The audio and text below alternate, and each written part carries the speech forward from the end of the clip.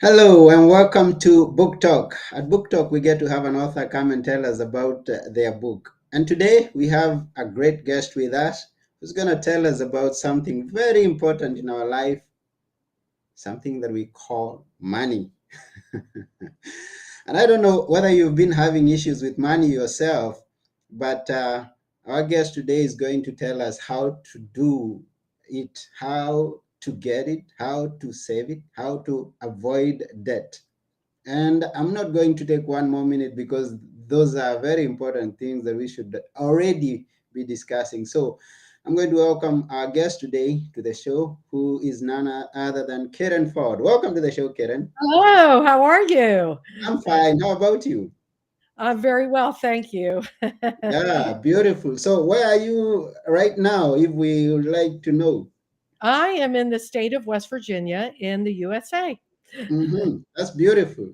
Yes. And today we are going to be talking about money, of the book that you've written, known as Money Matters: Motivation, Methods, and Manners for Increase. Yes. Everybody needs money, Anthony. You got to have money to live. You got to have money to eat. You got to have money. You have to have money. Yeah. So I And entitled that book Money Matters because money really does matter. And that book talks about all the matters surrounding about money.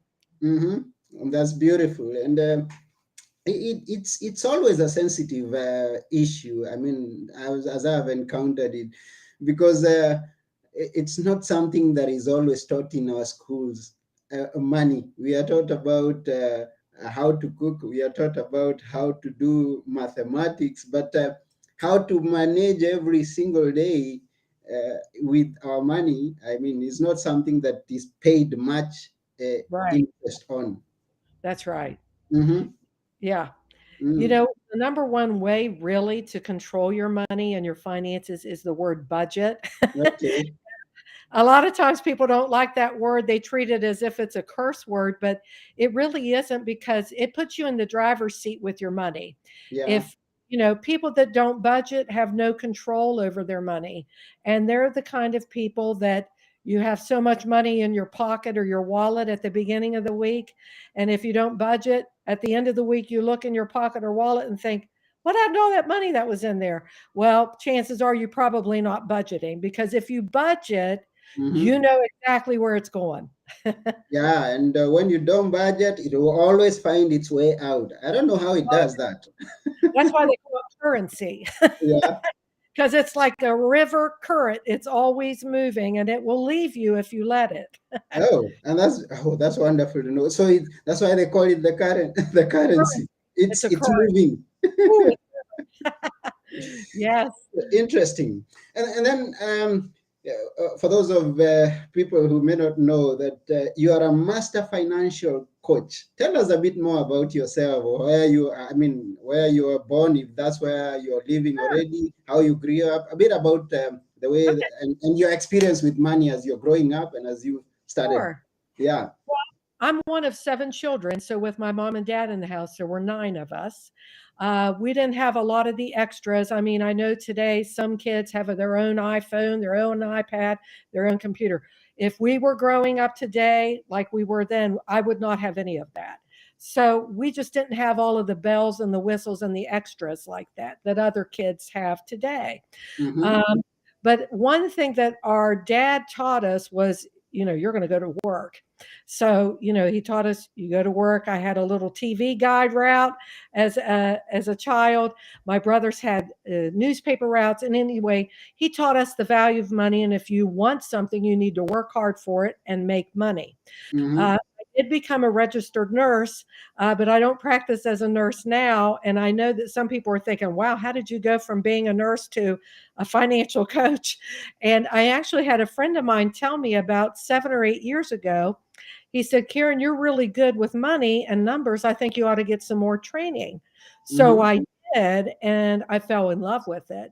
And I look at it like this: as a nurse, I helped people get healthy physically, but as a nurse, I help people get healthy financially. And let's face it, if you have money problems, you probably have stress. And stress can cause a lot of health problems. It can cause high blood pressure, it can cause heart issues. I mean, if you have stress in your life, you probably have some health issues. So Mm. to get rid of stress is to get rid of the money problems. And that's where I come in. And it's a big problem world over. It And can be. especially now that we are having these stories every single day of there is a war happening, so the prices are adjusting upwards. Right, I right. mean, and everything else. I mean, they will always find an excuse of why things are not working. Mhm. And I like one thing that you mentioned there, that I many of the people may not get this picture. Okay. Karen, you're so good with numbers.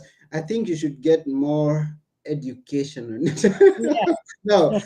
we think that if we are good, then we are good, and we don't have to have any more education. We don't have to get more knowledge of anything that we are good at. So it's good that you put that as put Oh, us into that ab perspective.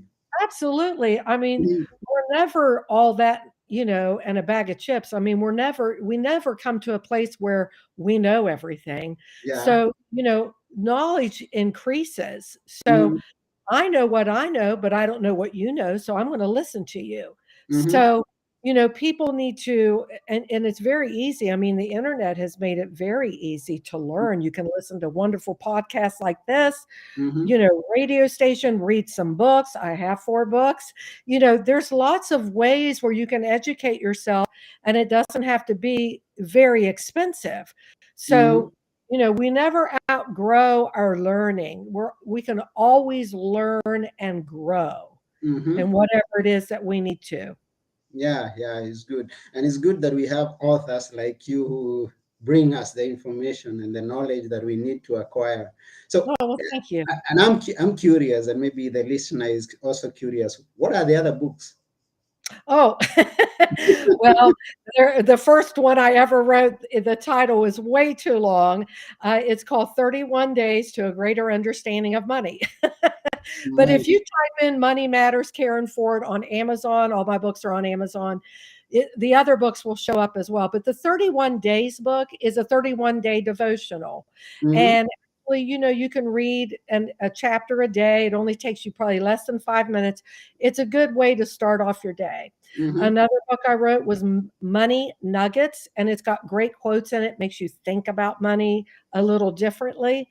And then the last book I have written is called You Can Do It. And that has to do with real estate investing, whether you want to buy and sell, buy and rent, buy and flip, all of it. So Hmm. those are the 4 books. But the one that most people are most interested in, if they want to get out of debt, if they want to learn to properly budget, because just because you budget doesn't mean you do it properly, or if you want to build wealth, Money Matters is the book. You're beautiful. And we are glad to know that you've done such beautiful books. And you mentioned a word there that I usually hear when I go for Bible study. I'm a Christian. Yes, I am too. Devotional. I mean, you say it's devotional. Has it got Yeah, something to do with the I mean, and when I look at the titles of your book, The Money Matters, the, there's a question there. Does God want me to be prosperous? right. Tell Yes. us, And tell us about the that. answer to that question is yes. Hmm. Because in Deuteronomy 8:28 it says he has given us power to get wealth. So Hmm. it doesn't say he gives us wealth. It says he gives us power to get wealth. So Yeah. all of us have been given that power to get wealth, but it's up to us to utilize it. You Hmm. know, are we giving? Are we working? So many people don't work. They just want to sit at home and uh, you're not, that's we don't even want to go there. Being lazy is not going to gain you one thing. It's actually going to cost you. Hmm. uh, Proverbs is filled with scriptures. A lazy man, poverty will chase him all his life. I mean, come on. If you Yeah. want poverty, be lazy, don't work, and you will have poverty. But it's important to work. I mean, one of the very first commandments that God gave Adam and Eve was tend the garden, you Mm-hmm. know, be fruitful and multiply. He wasn't just talking about having children, he was talking about being fruitful in your life and work. And work is good. That happened, that instruction happened before they ever fell. And work is good. In fact, the New Testament says if a man doesn't work, neither should he eat. Mm-hmm. So the Apostle Paul said that. So it's important that we know that God's will for us is that we prosper and be in health, even as our soul prospers. Sickness doesn't come from God, poverty doesn't come from God. So, why would we want to have anything to do with it? Mm-hmm. So, everything bad comes from the enemy, everything good comes from God. So, Mm-hmm. It's beautiful. yes, And I like the fact that it's not just about believing, but right. it's believing and moving into action. Like you talk of not just staying there all day watching TV and doing nothing, but getting out there and doing something with your hands to make it. That's And right. yeah, that's the commission. Go out there and do Right. something, multiply. Well, and you just said something interesting about believing, and absolutely we can believe, but we Mm-hmm. also have to do, because it says, do not, be doer. Let's see here, be doers of the word and not hearers only, Mm-hmm. for they deceive themselves. So we open ourselves up to deception if we just believe. Faith is an action, so it's not enough that we just believe. We have to put some feet to our faith. Mm-hmm. So if I believe that I should give tithes and offerings, and that means I'm going to do it. Mm-hmm. If I believe that if I don't work, I shouldn't eat, but if I do work, I should eat, then I'm going to do it. So it's much more than just believing. We have to be a doer. Uh, yeah, Yeah, sure. You have to be a doer. you have to be a And then, doer. and then there's this other side of the coin. Now, we are talking to someone who may just be beginning to think about how to make money and how to save, how to grow there. But then there's this person who's done things. Maybe he didn't have a budget. Maybe he got wrong financial advice and he Yeah. found himself in the negatives. And we are talking of thousands of dollars in debt. And how do we start getting out of there? And I see I hear your story. You've helped someone with over 80 credit cards now. 86. They had 86, 86 credit cards. Yeah. 86 credit Crazy. cards. How do you start getting out of debt? I mean, when you find yourself way in the negative and then you are looking forward to grow into the positive side of things. Well, first of all, it doesn't matter what kind of situation you're in. Your situation is not hopeless. Mm-hmm. Certainly, it's a lot easier and very easy to get into debt. I mean, you can go into debt overnight. I mean, look at the phone.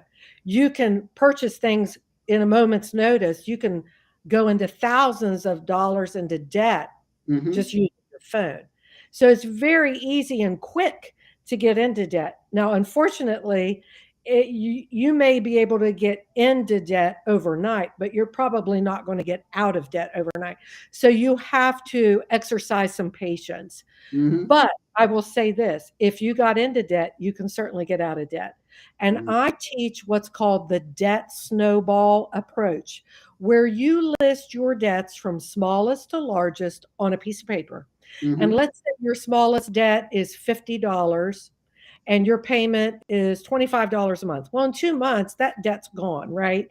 That Mm-hmm. credit card payment is done, it's gone. What are you going to do with that $25 a month extra that you don't have to spend on that credit card now? Well, you're not going to spend it. You're not going to save it. You're going to apply that $25 a month to the next debt along with its minimum payment. So let's say the next payment you have on that list is another credit card, and that credit card has $100 on it, and your payment is $50 a month. Well, you already paid the $25 a month credit card off. You're going to add $25 to that $50 payment. So now you're going to pay $75 a month until that card is paid off. Mm-hmm. Then the $75 a month that you no longer have on those credit cards, you're going to apply to the next debt along with this minimum payment. It's a debt snowball approach. It speeds up, it gets bigger, and you're going to see that this approach works. Certainly, you have to still exercise patience, but it does work. Mm. And that is how you get out of debt. And I believe it takes a lot of discipline to just go through that. Now, but I think this is why we have the title Coach on You. So that if someone finds himself stuck and doesn't know where to go, he can Right, always come back to you and ask you, "Hey, how do you go about this? right, How do you maintain a program, and how do you stick to what you said you will do until you right. succeed?"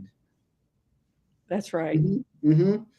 Yeah, and then you talk about not getting into passive, not getting being passive on your income. And I'm always hearing about passive income, and I guess there's someone who's listening out there that gets confused about the two. You talk about get passive income, then you say, okay, this could be an English issue. Well, it doesn't mean that you're passive.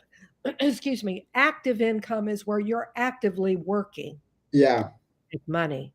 Mm-hmm. Passive income is you put your money to work, whether it's through investments, whether it's through a retirement account, whether you're buying real estate and maybe you're going to buy a little house and you're going to rent it out. That Mm-hmm. means you're going to have a passive income every month. Hey, I just spoke at a church in New Jersey, and, and they have acres and acres and acres of land, and they rent that land, and they make money by renting the land for people to grow corn on it. So Mm-hmm. the church isn't being charged, they're not, they're making money every single month because they're renting that income or renting that land out for a monthly income. Mm-hmm.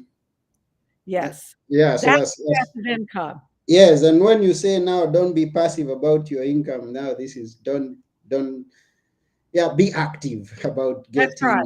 your income, Yes, and work on something that is going to give you money once you're through with the what you being active. that's right. Being actively going after the money. And then we are, I mean, we are responsible people. We are those of you of us who are listening on the podcast, and most of us are over 18. We have our Text me. ID. We got our jobs. And at what point do we start passing this knowledge to the young individual? Hey, you can start teaching your children at the age of 2. Mm-hmm. Teach them the value of money. And what do I mean by that? A little 2-year-old can fold little washcloths. It's not going to be perfect, no, but you can teach them. It's going to give them good self esteem, and you can give them a penny or a nickel or a dime or something for doing that. Teach them that work is good. Teach them Mm-hmm. to have a work ethic even at a young age, because the sooner they realize, hey, when I become an adult, I need to go to work, I need to have a job, the better off they're going to be. And have them do chores in your home. The parents shouldn't be doing everything. Mm-hmm. I can remember being 12 years old. I was vacuuming, I was cleaning, I was babysitting, I was doing things that sometimes I got paid for and sometimes I didn't get paid for, but I was taught to have a work ethic. And it's beautiful. We hear that from you. Now, it's strange these days because that could be termed, given another term today. If I find your kids working, some people are Yeah. going to say, oh, Put it to this work. are That's right. so, yeah, but it's good to that we have that idea of making our kids knowledgeable and putting them in line to be responsible people from a young age, knowing that money does not come from trees, as we usually That's hear. right. Yeah, it That's right. comes from you putting adding some value in the marketplace and getting compensated for the value Yes, that you bring to the marketplace. that's right. Yeah, so for those of you who may be joining us right now, we are talking about money. is from a book, Money Matters, written by Karen Ford, and you can always find it on Amazon, Money Matters. And if we want to connect with you, Karen, how can we do that? Well, all my books are on Amazon, but you can also connect with me on my website, which is karenford.org. Karenford.org. That's www.karenford.org. Go and follow up with Karen and learn more about money. Learn how to be careful with your money. Learn how to grow your money and learn That's how right. to avoid being in debt from Karen That's right. or come out of debt if you're already there. That's Um, it. and that's why we have Karen with us here. So we really thank you for this and for taking your time to come and present your book to us. And that's about it for today. But before we go, at Book Talk, we always ask the author to leave us with a few words that we can always remember. And this is your time, Karen. Budget puts you in the driver's seat with your money, and it doesn't matter how much debt you have, you can get out of debt. Oh, so go out there and budget and get out of debt if you're there. That's right. So thank you very much, Karen. We are honored to have you on our podcast. And I've Thank been you. your host, Anthony Morore, and together with Karen, we are saying bye for now. Bye bye. Thank you. Yeah, welcome.